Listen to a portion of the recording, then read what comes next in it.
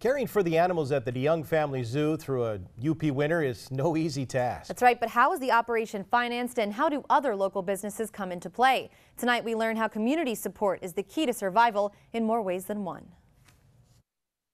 It's called whole carcass feeding. Right next door, I'm going to feed the oldest cat at the zoo over here.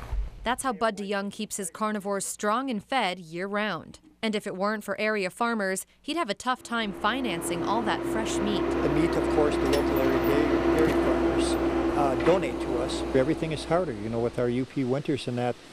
We get cattle from local area dairy farms, cows that had broken legs, split pelvises, died giving birth. There's a 2, 3, and a 4,000 cow farm within a half hour here, so they call us up every day. We go get their downer cattle, cut them up fresh. Cats stay nice and fat and healthy, whole carcass feeding throughout the winter.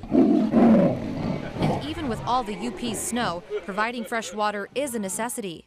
There's people that think, well, they can, you know, the tigers can lick snow. It's very important that the animals have fresh water, even when it's sub-zero.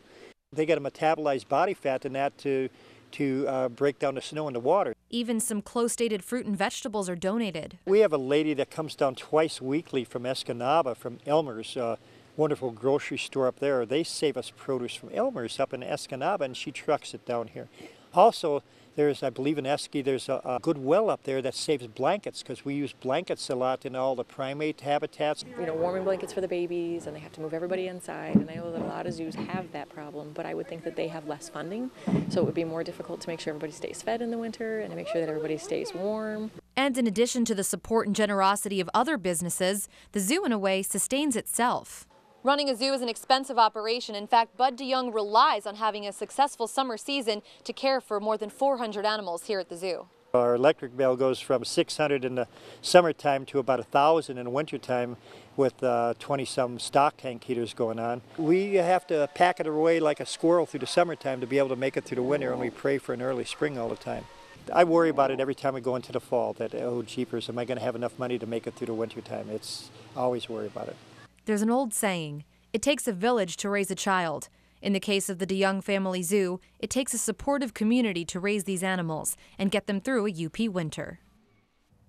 Next time we catch up with Bud, it will be the middle of January, and if it's anything like a typical winter, there'll be plenty of snow on the ground and in those cages. We'll check back then for a look at how the animals are doing. Boy, there's a lot of animals to care for down there. So many. He has about 400, and wow. Like he said, you know, he never goes to Florida in the winter like a lot of people from the UP do. He's there full time. He said his biggest vacation was going to the UP State Fair this year.